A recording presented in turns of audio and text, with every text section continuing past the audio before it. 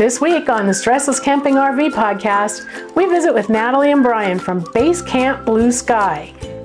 They share their epic road trip along Highway 89. Highway 89 was called America's first good road, and it is beautiful. Natalie and Brian have some great tips and videos.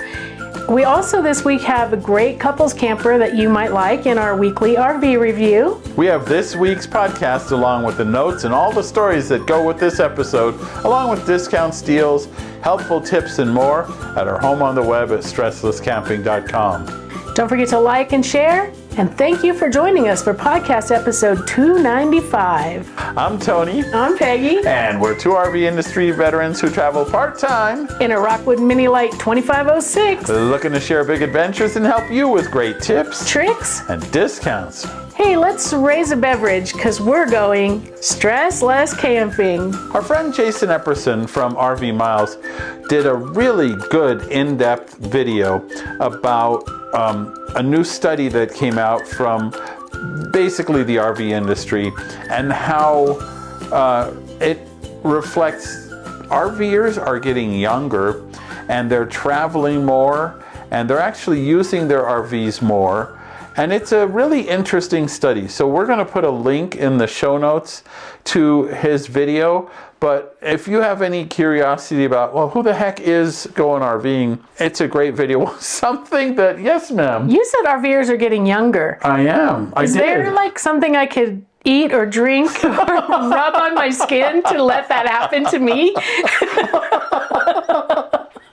Well, unfortunately... Oh, younger people are RVing. Yeah. Oh, darn, okay. Yeah.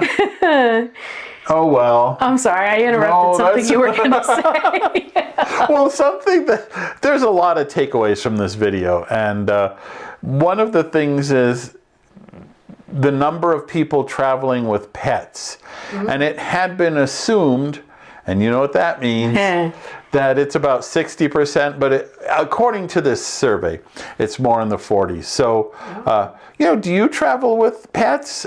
Do you have epic pet? Do you have EpiPen adventures? Do you have epic pet adventures? Will Tony learn how to talk? Who knows? Who knows? Well, in the meantime, you can tell by our background that we are...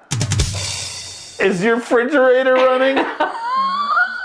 Yes, all of them. We are at our sticks and bricks. Actually, we also have a garage fridge. Oh, we have a refrigerator in the house, obviously. We turn that off when we leave, and we put a 12-volt cooler in the garage. Because our refrigerator in the house is a piece of junk. It's kind of a junk, so we turn it off.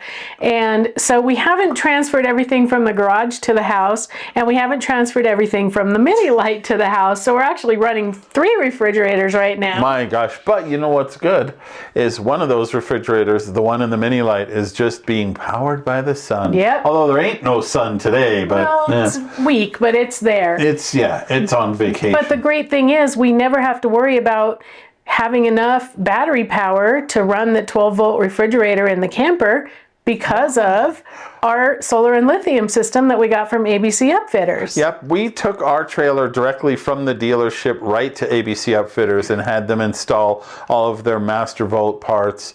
The nice thing is these Master Volt parts, if you haven't heard, first, how come you haven't been listening to us all along? But more than maybe they're just new. Oh, well, welcome. Where you been? No, seriously. The Master Volt parts come out of the marine industry, and really there's not much tolerance for failure when you're out on the water. And so these are really first-class components installed by people who really know what they're doing. And you may have had a friend who installed a system or maybe even tried it yourself, and it's nothing but frustrating. Well, our system from ABC Upfitters, they installed it. We haven't turned anything off since it was installed, and it just works. So if that's the kind of experience you would like, give our friends at ABC Upfitters a call at 574-333-3225. That's 574-333-3225. Or we have more information along with a video interview and other details at our home on the web at StressLessCamping.com. So this week we are speaking to Natalie and Brian. Now, Natalie has known Tony since he was in high school. Yeah. Yeah. It was that against so, it was so weird how she comes up to us while we're camping and she's like, I know you from high school. And I'm like, who in the wide world of sports are you? And it turns out I went to high school with her. So Natalie and Brian have a YouTube channel called Basecamp Bluesky.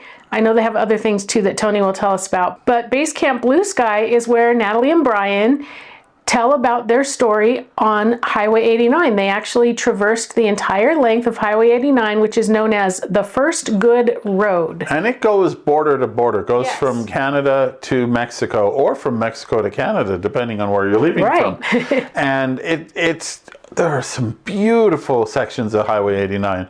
So join us virtually on Highway 89. We're with Brian and Natalie from Basecamp Bluesky, and I've known Natalie for a year or two, maybe a little longer. We went to high school together. Yeah. And they have done a video series about Highway 89. And Natalie said, "Hey, do you want to find out more about Highway 89?" I'm like, "Yes, we of do." course." So, Brian and Natalie, welcome. Thank you. We're happy to be here. Well, let's start with Highway 89, because I think, people are so focused on like Route 66 and that sort of thing. But Highway 89 has an interesting designation. You've probably driven on part of it at some point in your travels and were aware of it, but you probably weren't aware that it was as long as it is. Yeah, we were actually on it on Sunday. Everybody, anybody who has traveled around the Southwest has been on Highway 89 at one point or another and just didn't realize that it goes from border to border, and what a great road that it is. Yeah, we kind of, if you want to get into the backstory, is we were on that same 89 section going through Bryce and going through Yellowstone and such. And one of the nights, we looked at a map and there was an aha moment that says, "Hey, look, this road goes all the way. Wouldn't that be fun to do?" So that was like 3 years ago, and here we are, having done it. And it took us probably a year and a half of figuring out how we were going to do it to get it done. Yeah. And so how did you do it? Tell us a little about the tools and the trip. Well, somewhere along the line, get that book right there. We can show that book. Natalie found a book on Amazon that had something to do with Highway 89 that somebody, author wrote maybe 15 years ago.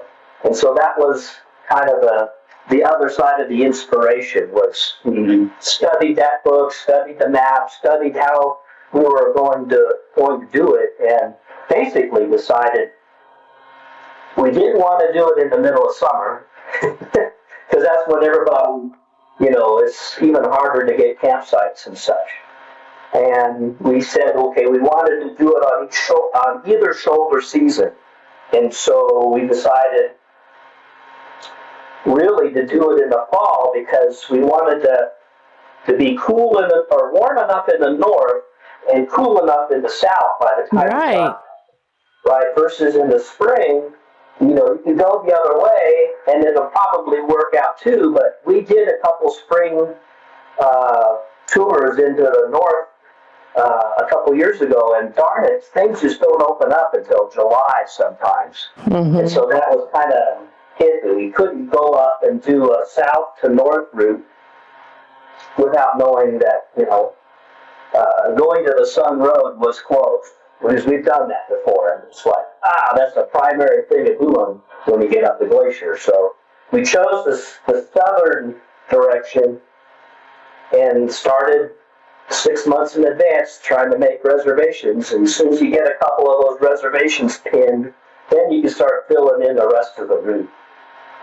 Okay. And you traveled the route in a Super C towing a Jeep. Correct. Yeah, that's our camper. That's our base camp. It's called Basecamp.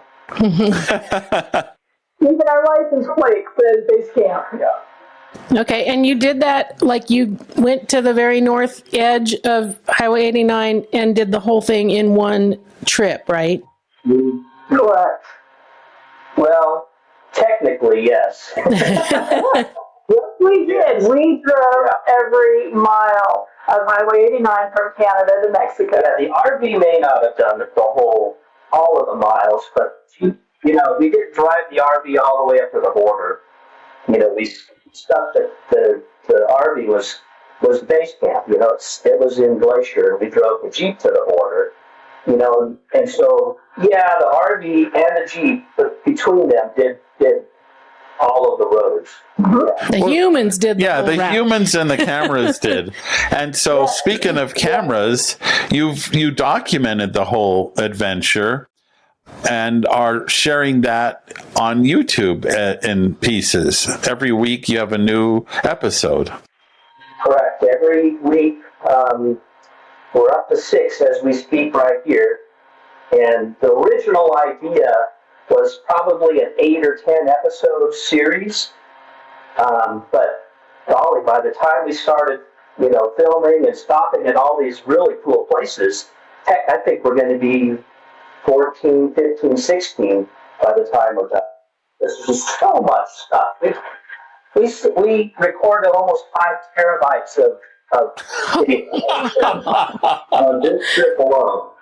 And so that's just, that's a lot of clips and a lot of data and a lot of places. We stopped at a lot of places. And did a lot of stuff along the way. Yeah. That's awesome. And how long did the whole trip take?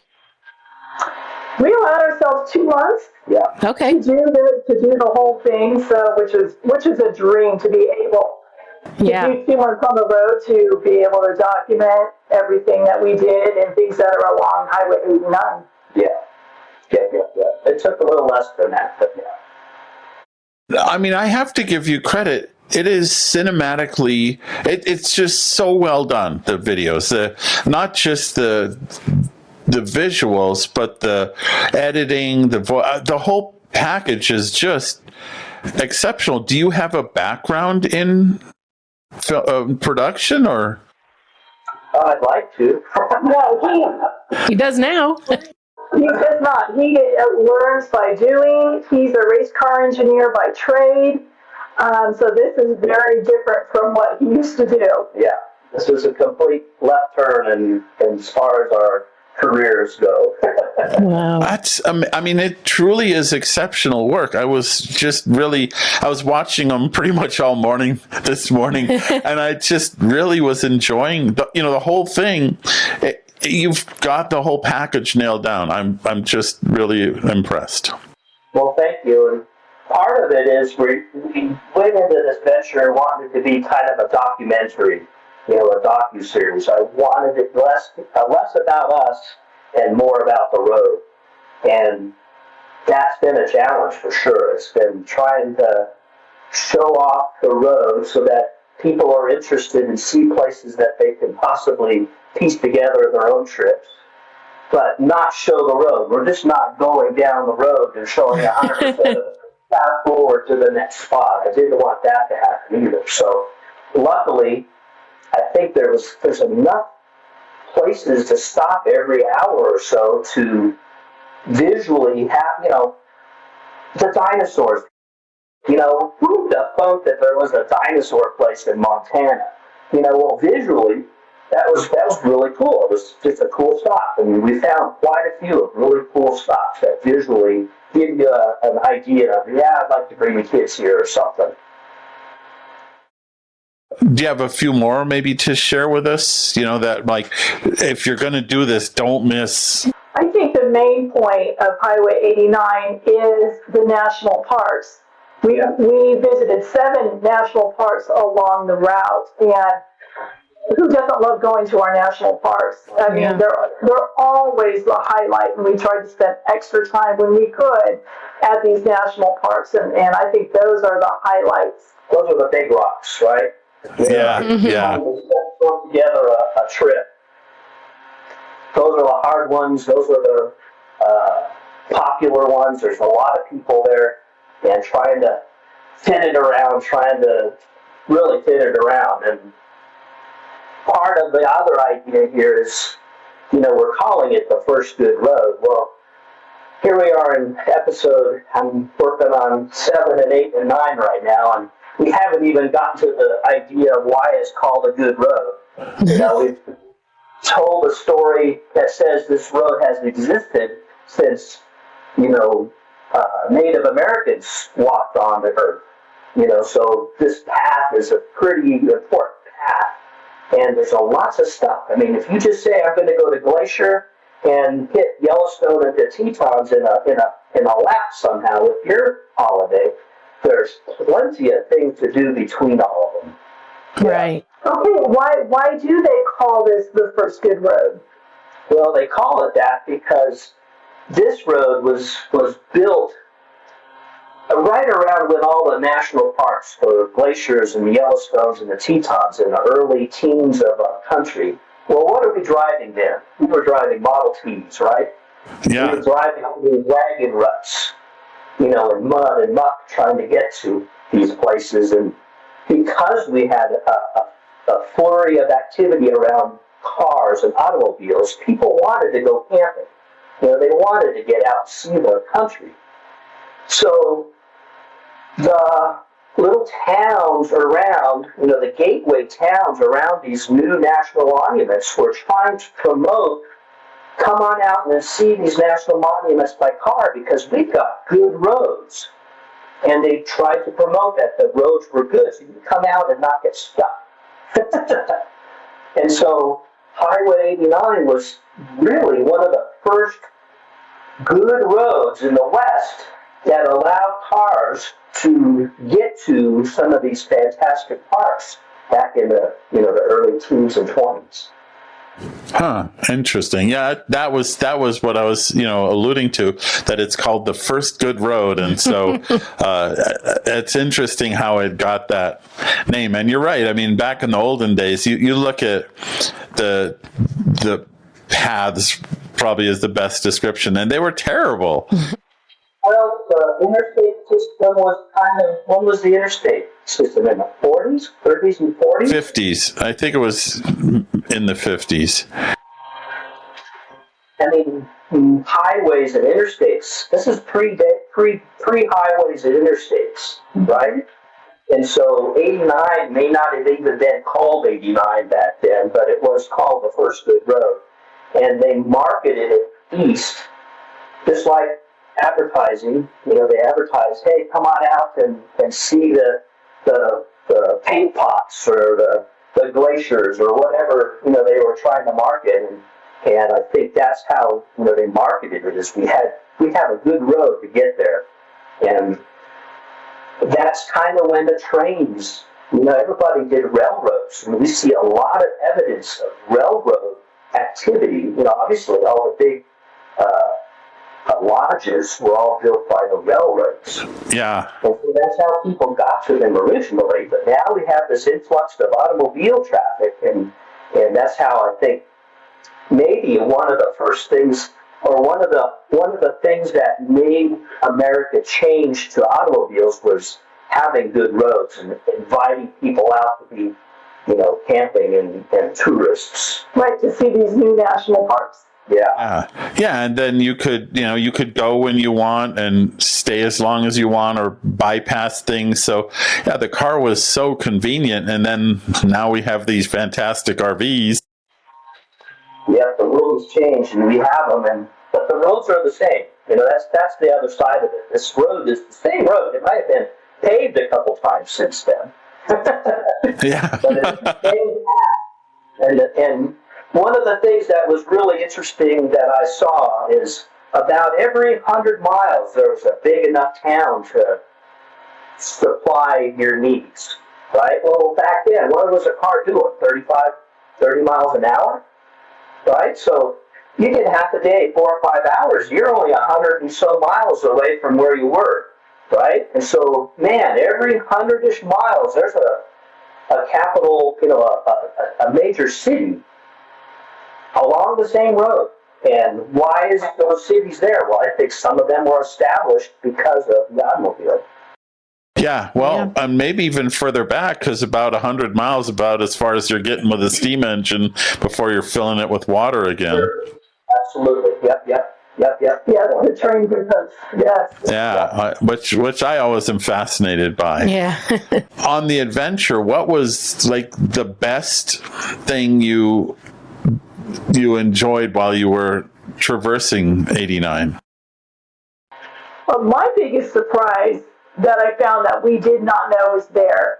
In Utah, there is a Skyline Drive south of Salt Lake City, but north of Highway I-70.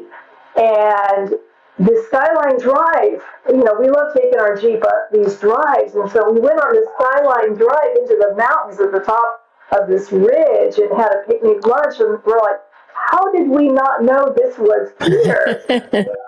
Right? Utah's not that far away from our home base, and we did not know that was there. And it was a great day of driving up there in the mountains. That's pretty cool. They were pretty easy to get to. Yeah. What surprised you, or did you find something that? I don't know. I think some of these big rocks. I loved Glacier. We were up there for almost a week. First getting there and then filming and coming out of it. But Glacier was awesome. I mean, Glacier is awesome. If you get a week to spend around there, any way you go in is awesome. We all know Yellowstone is awesome. We all know the Tetons are awesome. Bryce is one of my favorites. We all know that's awesome. We're back to national parks, and they're awesome. These national parks are pretty cool. This isn't such a bad place to live. Right. Coming up is Buckskin Gulch down in near Page. Yeah, between Page and Canam. That was probably one of my highlights because it was a really cool hike. It must have rained a day or two before, so there was these 5 deep puddles that I had to get through to keep on going. And so my boots and my shoes and my socks were all absolutely junk. Right. But Buckskin Gulch is a slot canyon. Slot canyon, yes. It's one of the famous slot canyons in the area. And you have to get a permit to go there and all that. So it really is a hike through the slot canyon. That was probably one of my, just a personal experience that was really cool. It was Buckskin Gulch, That's coming up in a couple weeks. Like I said, looking forward to that. We keep going and just keep going. We just talked about the next 3 episodes coming up, and it's like, oh my gosh, I was hoping to get that all into one, but I don't want to do a 2-hour episode. I'm trying to keep them all around 30 minutes, and but then at the end without I don't know, without telling a story. And that's the other side of it. I'm trying to tell a story every week that is, a continuous story or that's something new. We're going this place here and it was closed, so why, it's just lots of stuff going on, As I said, it's just so well done. I was really, really impressed.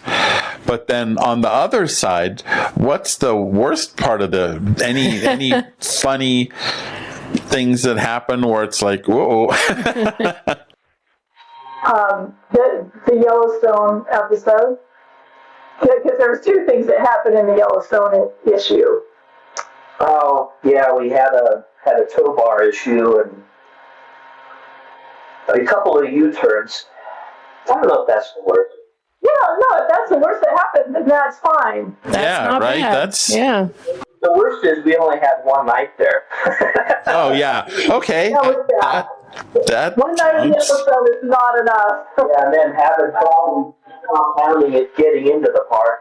We ended up not getting settled until 5 or 6, and then we had plans. So we're only there for one night to go to bang bang hit stuff, and it just didn't. It was a tough night. One day you can't do Yellowstone in a day.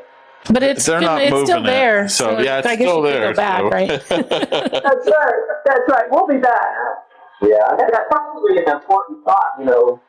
Don't try to do everything on on your trip. You got to leave a few things out so that you have something to go to next time. That's something we've done with Route 66. We've traversed that, and we keep going back to places where it's like, oh, we need to explore more.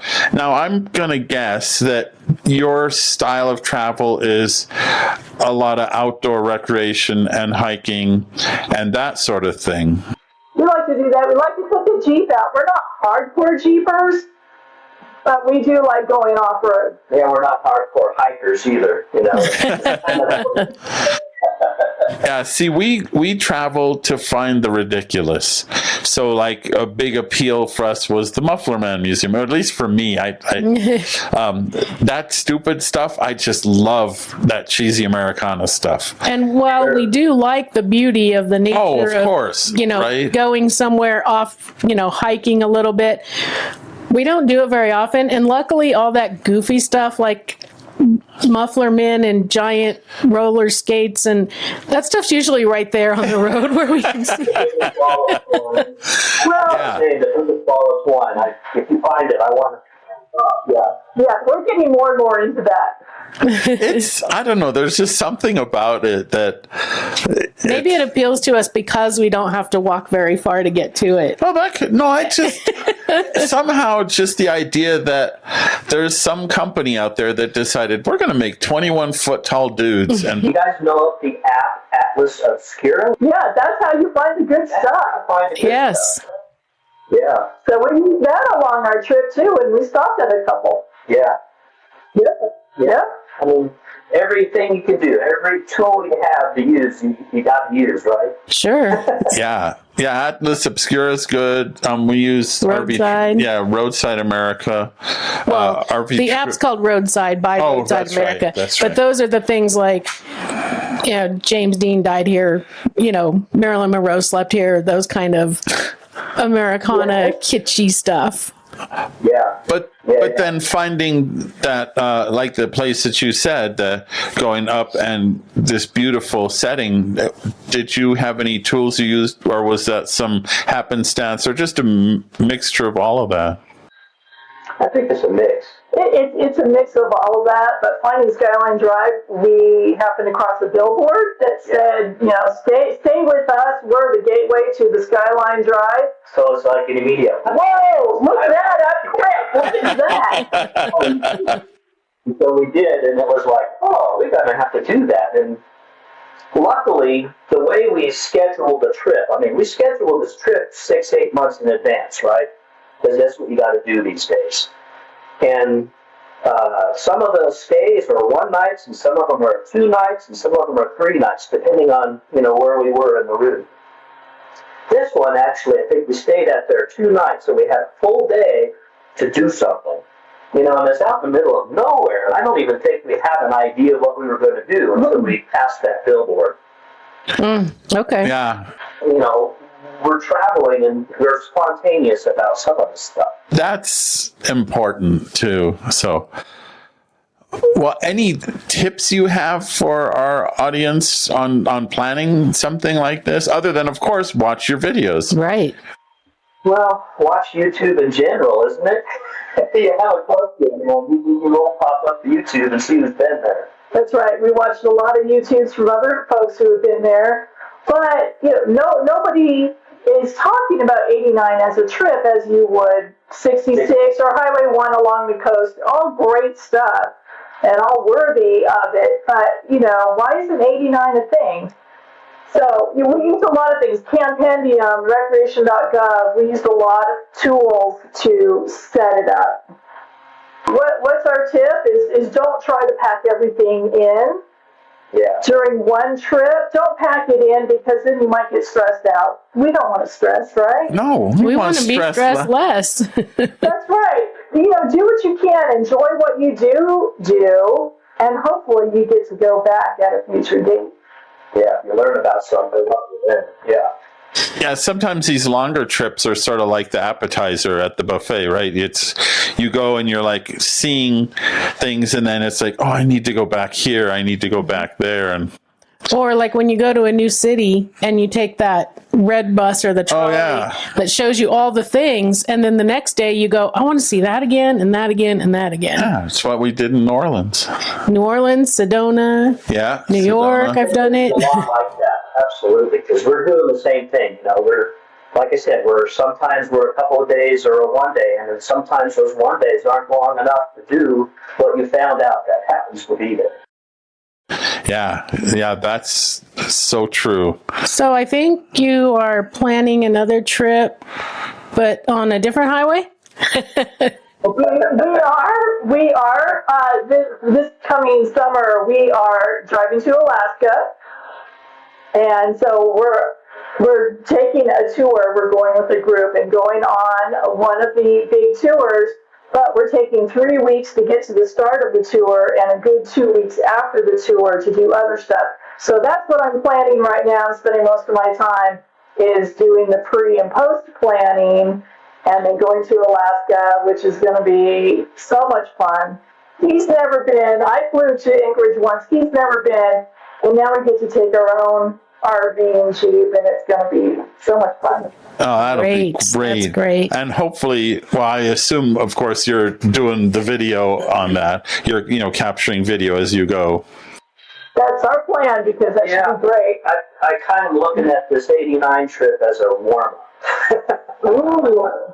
Right? Does it work? People like the style, because this is a new style for what I wanted to do, and I don't know if I want to do that same style when we go to Alaska. I think it might be more about us and our friends than the actual road per se.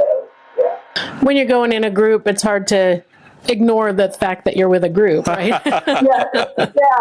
So that'll be interesting. How do you film when could be a bunch of other people around? Well, it's kind of a tour where you do your own thing. Yeah.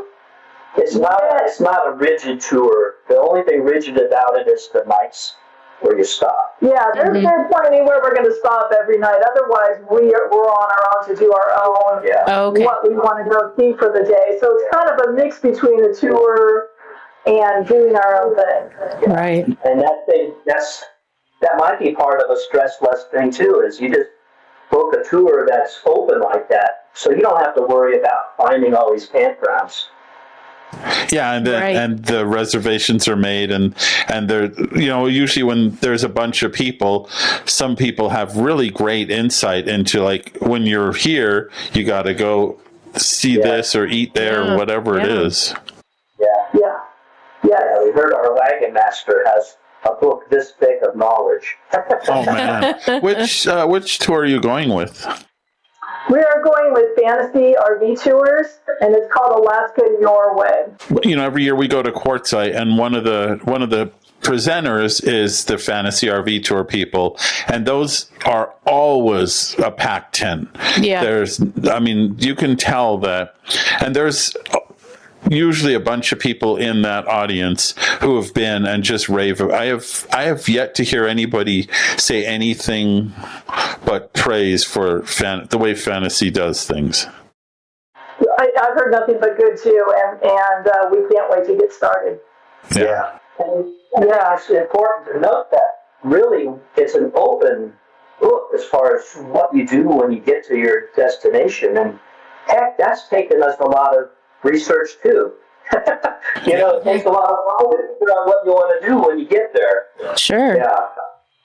There's lots of knowledge. A lot of people have gone up and back and have put it out onto YouTube. So there is lots of resources.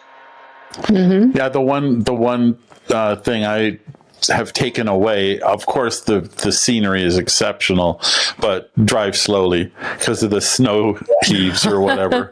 The frost heaves. Frost heaves, yeah. Yes. Yeah. Although you have quite the rig, so you're not as, We've taken our Super C down some roads that maybe it shouldn't be down, but otherwise, the Super C is a really nice way to travel. Yeah. A little lumpy. It's not as quiet as a pickup truck. We had a fifth wheel before, and towed the fifth wheel with our pickup truck, and man, it's nice inside of that. And this isn't quite as nice, but it's pretty nice. Those things are pretty neat. So that makes me wonder, have you ever gotten into a situation where, like, get out, one of us drives the Jeep and one of us drives the motorhome because this is too much road for towing? Not yet. Okay, but good. We could see how that could certainly happen at some point.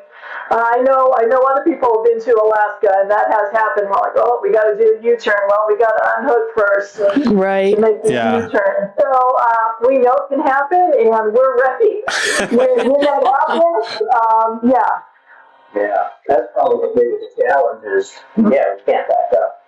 Yeah, that's And true. we definitely have walkie-talkies, and anytime we're going down places and going into small campsites, definitely using walkie-talkies.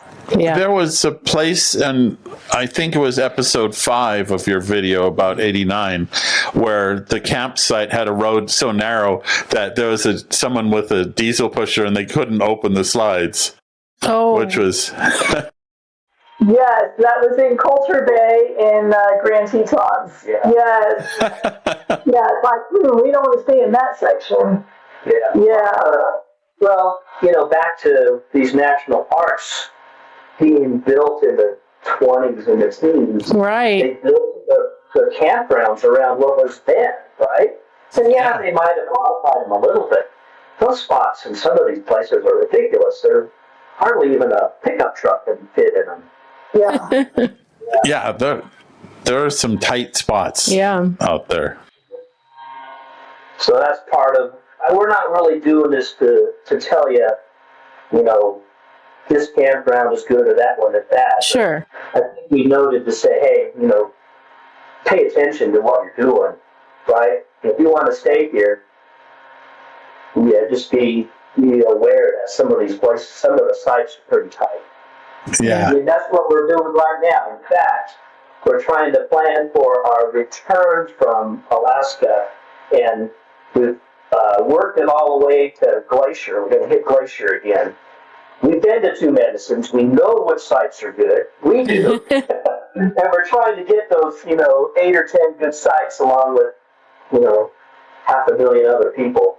Yeah. Yeah, we've been on 8 o'clock the last 3 mornings trying to get campsites in Glacier, and we failed 3 mornings in a row. So let's see how many more mornings it's going to be before we can try to get reservations. Yeah. Last week, we spoke with... our friend Scott and Alicia told us about Wandering Labs, and you can sign up and say, I want one of these 8 sites, one of these 4 days, or 3 of these 4 days, or whatever, and it will let you know if one of those sites becomes available. Because there's always cancellations, and it keeps checking, and then it'll send you if you have a paid subscription, which is like $25, it'll send you a text, and if you have the free subscription, then it sends you an email and says, hey, a site just became available, better go reserve it. Yeah. We're going to go do that. Yeah, wanderinglabs.com. Yeah. We've got a couple apps that do something similar, and it's like, you got to be on it.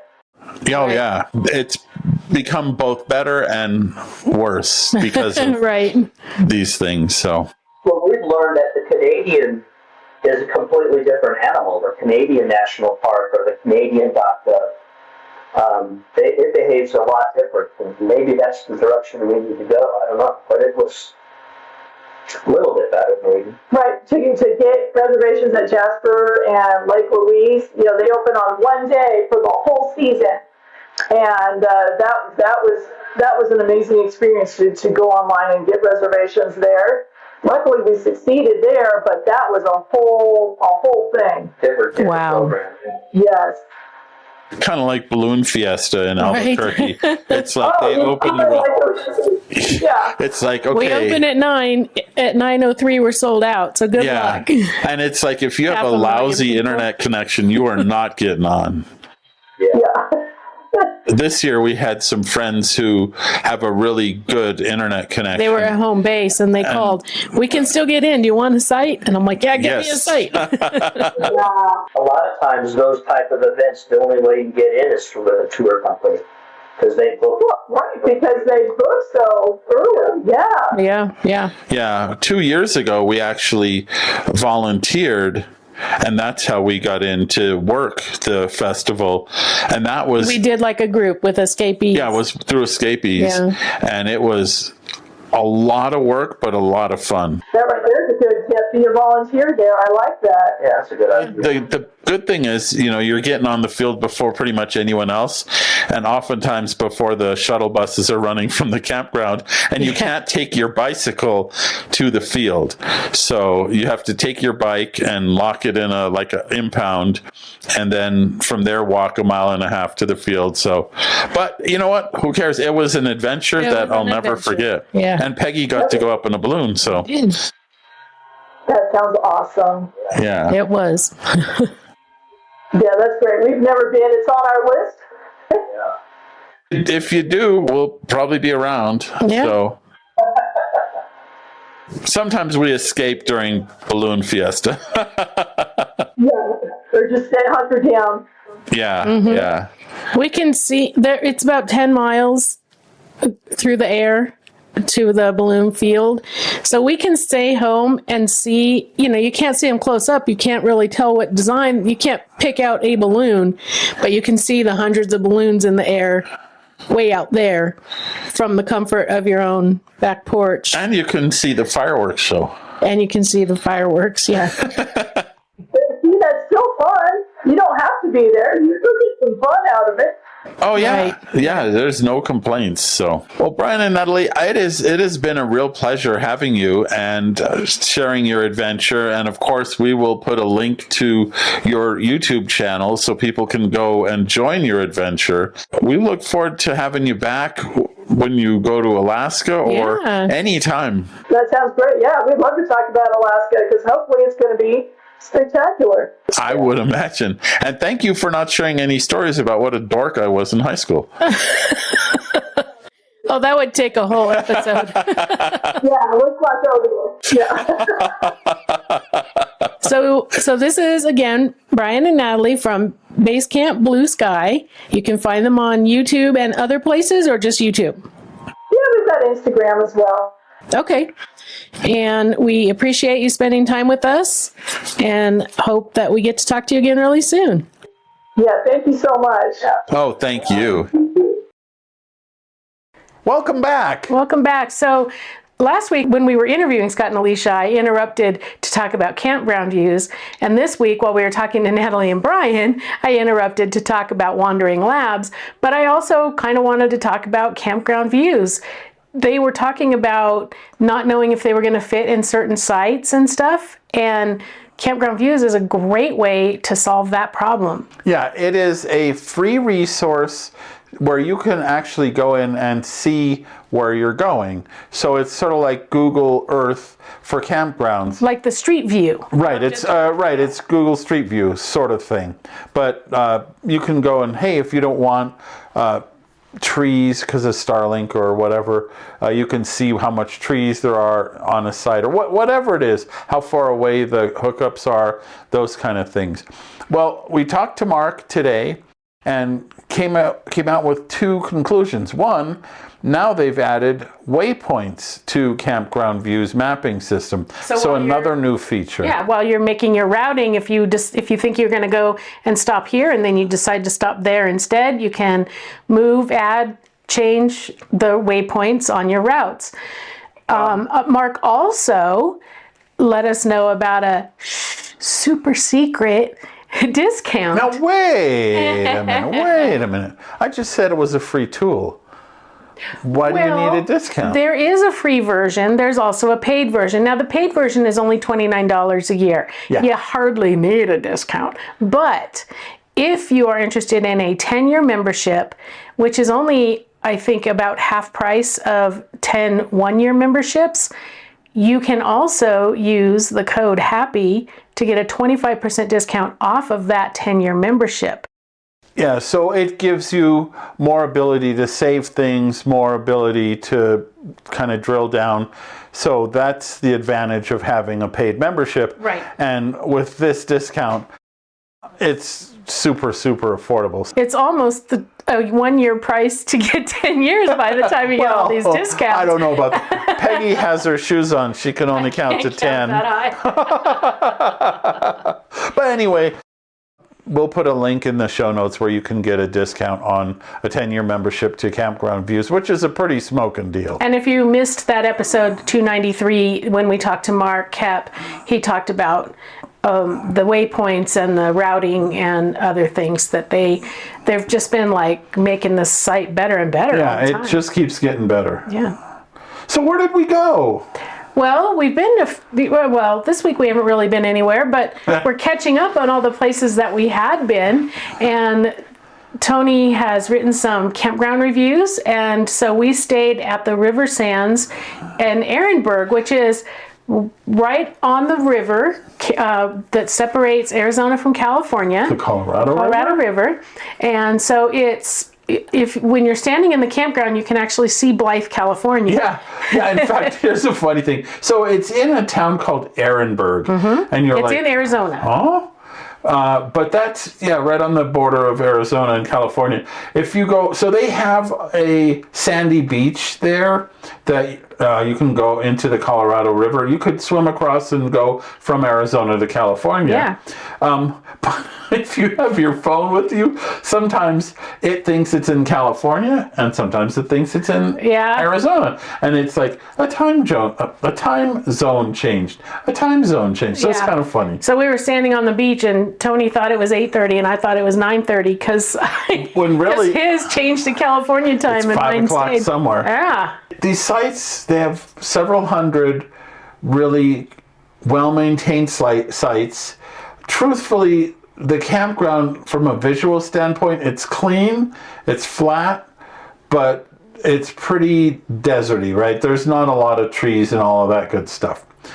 They have a main clubhouse that has all kinds of interactive games, pool and foosball and Jenga and on and on and on. They have a nice pool. They were doing water aerobics when we were there. Yep. They have a nice hot tub that we enjoyed quite a bit, and really nice laundry facilities. Something they're doing that I thought was really unusual, you can buy a pre-chosen modular RV. It's a park model is what they're called.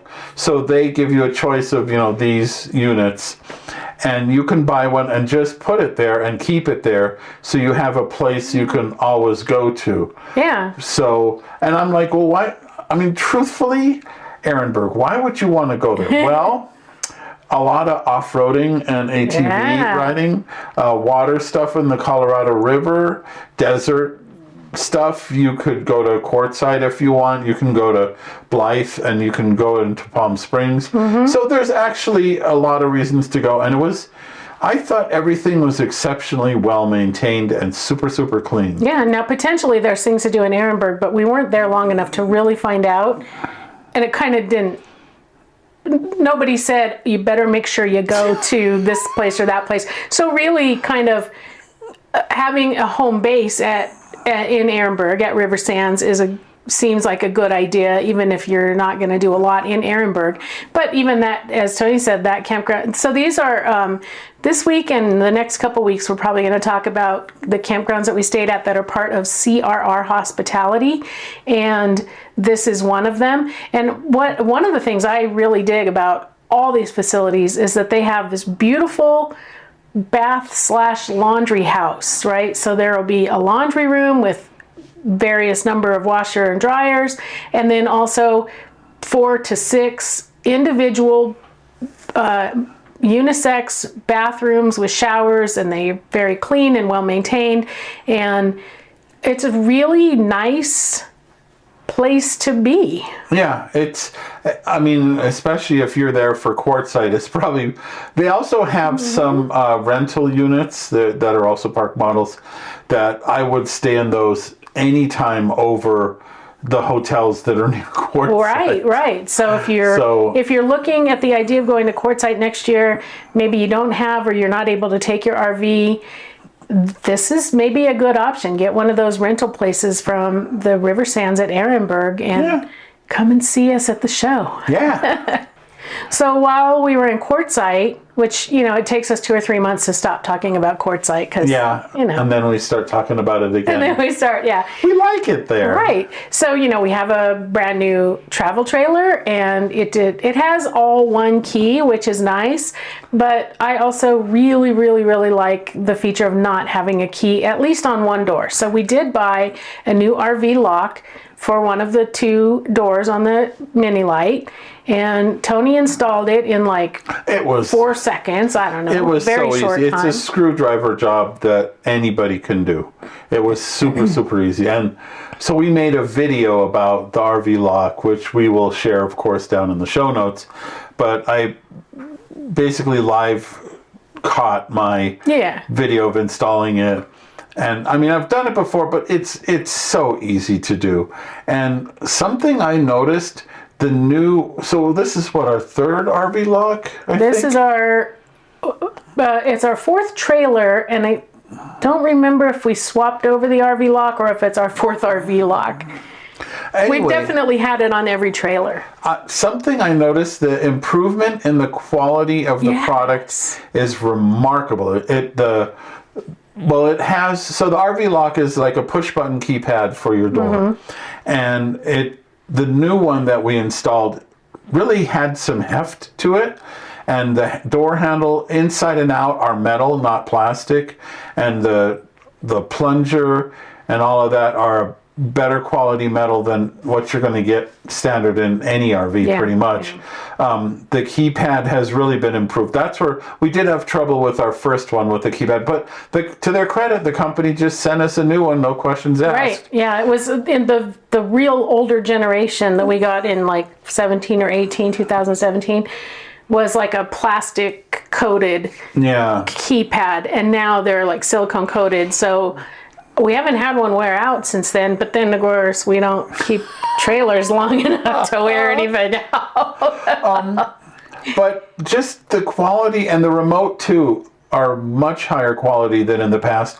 And something, if you've ever had one of those RV locks, you press the buttons to unlock it and the sound is you can hear it 10 campers away. Right. This new one has all these pleasant little chimes that you can hear it. You can maybe even hear it at your truck, but you probably can't hear it in the next campground. It's not going to wake people up. It's not as obnoxious and it's not as loud.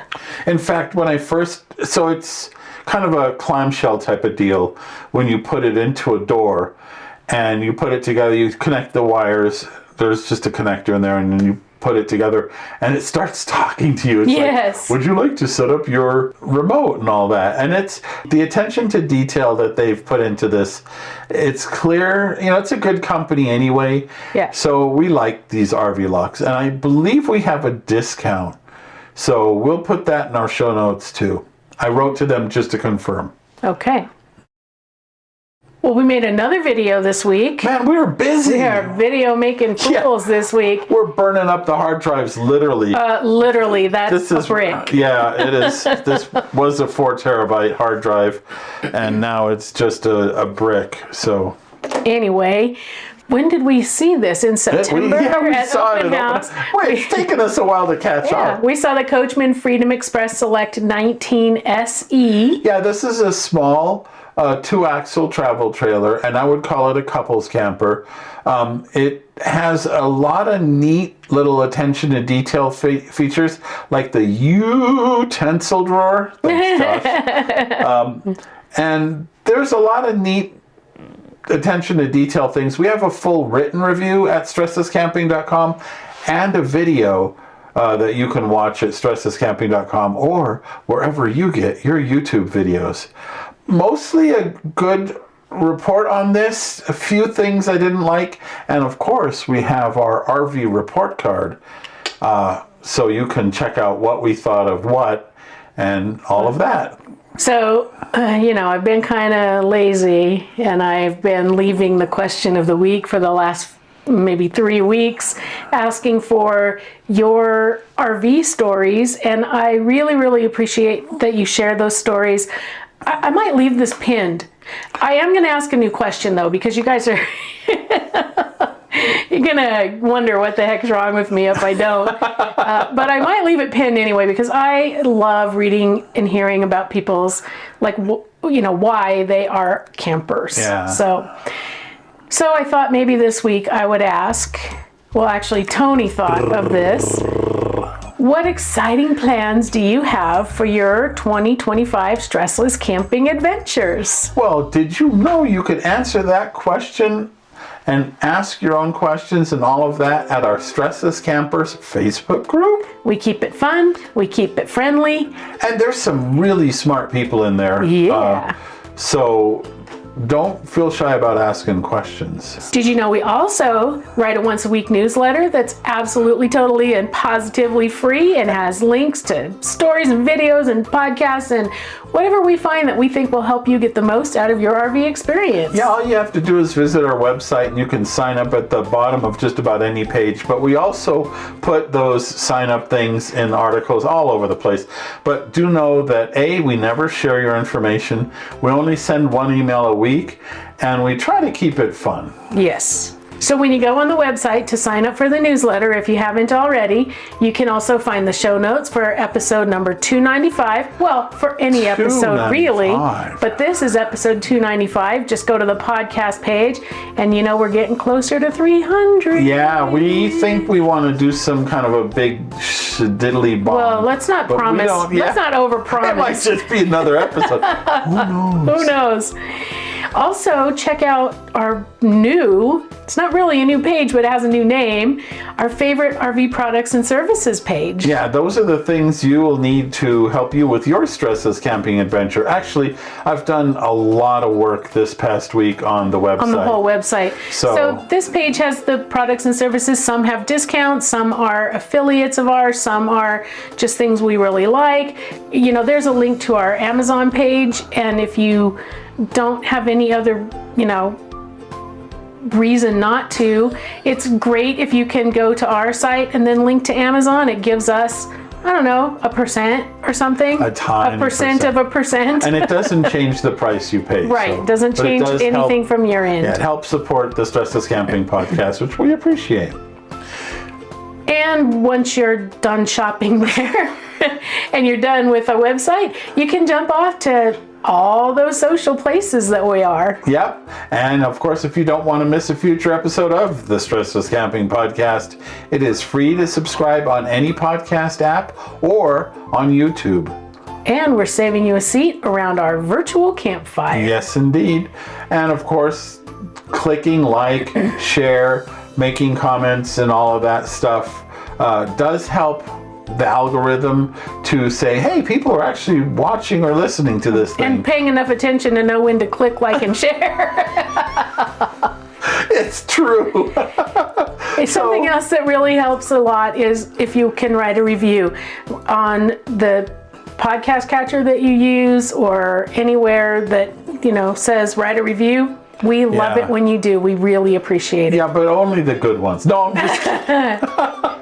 No, not only the good ones. No, we appreciate your honest feedback. We do. If you heard something you like, you can share from our website on social media. You can share with your friends, send emails, hire a plane to do skywriting, spray paint it on the back of your RV. Print whatever the whole it is. Website and hand it out of the grocery store. No, don't do that. I mean, you can, but probably you don't want to. What a waste of paper. Okay, before we get any more ridiculous, we better say goodbye for this week. Thank you for joining us. See you next week. Hoist a beverage and Stressless camping. We hope you learned a lot and had some fun and got some tips for your next stressless camping adventure. We're honored by your reviews on Apple Podcasts, which helps others find us too. Don't forget to subscribe so you won't miss out on the adventure, and we look forward to your joining us next week. Until then, happy camping!